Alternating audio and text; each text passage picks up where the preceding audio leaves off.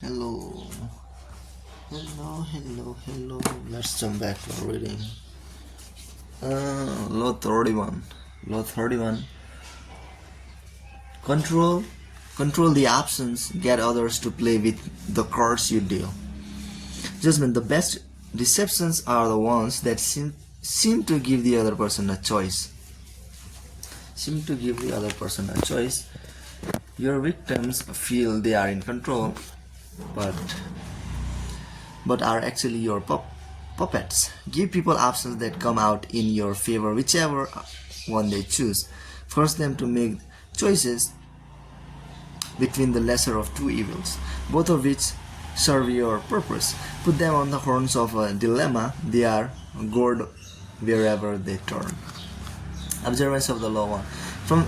From early in his reign, Ivan IV, later known as Ivan the Terrible, had to confront an unpleasant reality. The country desperately needed reform, but he lacked the power to push it through. The greatest limit to his authority came from the boyars, the Russian princely class that dominated the country and terrorized the peasantry. In 1553, at the age of 23, Ivan fell ill. Lying in bed, nearing death, he asked the boyars to swear allegiance to his son as the new Caesar. Some hesitated, some even refused. Then and there, Ivan saw he had no power over the boyars. He recovered from his illness, but he never forgot the lesson. The boyars were out to destroy him, and indeed, in the years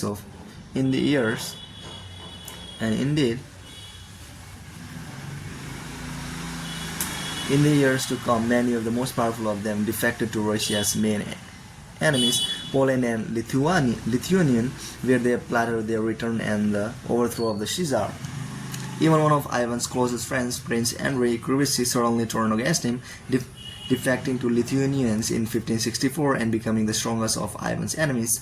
When Kurbsky began raising troops for an invasion, and the royal dynasty seemed suddenly more precarious than ever, with emigrant nobles fomenting invasion from the west, Tartars bearing down from the east, and the boyars stirring up troubles within the country. Russia's vast size made it a nightmare to defend. In whatever direction Ivan struck, he would leave himself vulnerable on the other side. Only if he had absolute power could he deal with this many-headed hydra, and he had no such power. Ivan brooded until the morning of December 3, 1564, when the citizens of Moscow awoke to a strange sight. Hundreds of sleds filled the square before the Kremlin, loaded with the Caesar's treasures and with provisions for the entire court. They watched in disbelief as the Caesar and his court boarded the sleds and left town without explaining why. He established himself in a village south of Moscow. For an entire month, a kind of terror gripped the capital, for the Moscovites feared that Ivan had abandoned them to the bloodthirsty boyars. Shops closed up and riotous mobs gathered daily. Finally, on January 3 of 1565, a letter arrived from the Caesar explaining that he could no longer bear the boyars' betrayals and had decided to abdicate once and for all. Read aloud in public, the letter had a startling effect. Merchants and commoners blamed the boyars for Ivan's decision and took to the streets, terrifying the nobility with their fury. Soon a group of delegates representing the church, the princes, and the people made the journey to Ivan's village and begged the Caesar in the name of the Holy Land of Russia to return to the throne. Ivan listened but would not change his mind. After days of hearing their pleas, however, he offered his subjects a choice. Either they grant him absolute power to govern as he pleased, with no interference from the boyars, or they find a new leader. Faced with a choice between civil war and the acceptance of despotic power, almost every sector of Russian society opted for a strong Caesar, civilian for Ivan's return to Moscow and the restoration of law and order. In February, with much celebration, Ivan returned to Moscow. The Russians could no longer complain if he behaved dictatorially. They had given him this power themselves. Interpretation. Ivan the Terrible faced a terrible dilemma. To give in to the boyars would lead to certain destruction, but civil war would bring a different kind of ruin. Even if Ivan come out of such a war on top, the country would be devastated and its divisions would be stronger than ever. His weapons of choice in the past had been to make a bold, offensive move. Now, however, that kind of move would turn against him. The more The more boldly he confronted his enemies, the worse the reaction he would spur. The main weakness of a show of force is that it stirs up resentment and eventually leads to a response that eats at your authority. Ivan, immensely creative in the age of power, so clearly that the only path to kind of victory he wanted was a false withdrawal. He would not force the country over to his position. He would give it options, either his abdication and certain anarchy or his accession to absolute power. To back up his move, he made it clear that he preferred to abdicate, call my bluff, he said, and watch what happens. No one called his bluff. By withdrawing for just a month, he showed the country glimpses of the nightmare that would follow his abdication. Tartar invasion, civil war, ruin. All of this did eventually come to pass after Ivan's death in the infamous time of the Troubles. Withdrawal and disappearances are classic ways of controlling the absence. You give people a sense of how things will fall apart without you, and you offer them a choice. I stay away and you suffer the consequences, or I return under circumstances that I dictate. In this method of controlling people's absence, they choose the option that gives you power because the alternative is just too unpleasant. You force their hands, but indirectly. They seem to have a choice. Whenever people feel they have a choice, they walk into your trap, and that much more easily. Observance of the law. Second.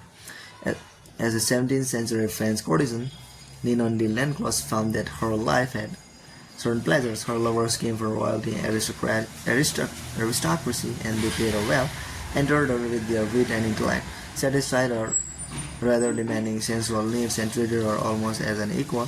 Such a life was infinitely preferable to marriage. In 1643, however, Ninon's mother died suddenly, leaving her at the age of 23, totally alone in the world, no family, no dowry, nothing to fall back upon.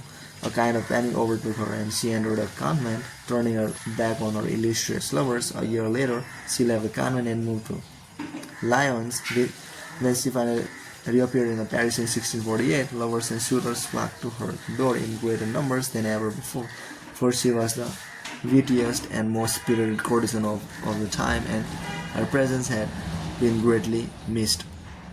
Ninon's followers quickly discovered, however, that she had changed her old ways of doing things and had set up a new system of options. The dukes, seigneurs, and princes who wanted to pay for her services could continue to do so, but they were no longer in control. She would sleep with them when she wanted, according to her whim. All their money bought them a possibility. If it was her pleasure to sleep with them only once a month, so be it. Those who did not want to be what Ninon called a payeur could join the larger and growing group of men she called her martyrs, men who visited her apartment principally for her friendship, her biting wit, her lute playing, and the company of the most vibrant minds of the period, including Molière, La Rochefoucauld, and Saint-Evremont. The martyrs too, however, entered a possibility. She would regularly select from them a favoury, a man who would become her lover without having to pay, and to whom she would abandon herself complete for as long as she so desired, a week, a few months, rarely longer. A peer could not become a favoury, but a martyr had no guarantee of becoming one. An Indian could remain disappointed for an entire lifetime. The poet Charleval, for example, never enjoyed Ninon's favours, but never stopped coming to visit. He did not want to do without her company. As word of this system reached polite French society, Ninon became the object of intense hostility. A reversal of the position of the courtesan scandalized the Queen Mother and her court. Much of their horror, however, it did not discourage her male suitors.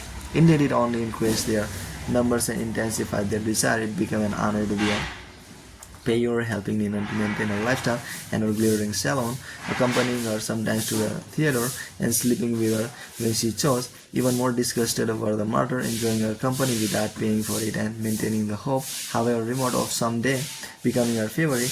That possibility spurred on many a young nobleman, as word spread that none among the courtesans could surpass Ninon in art of love, and so the married and the single, the old and young, entered her web and chose one of the two options presented to them, both of which amply satisfy her. and please satisfy her. So this is guys. That's it guys. Bye.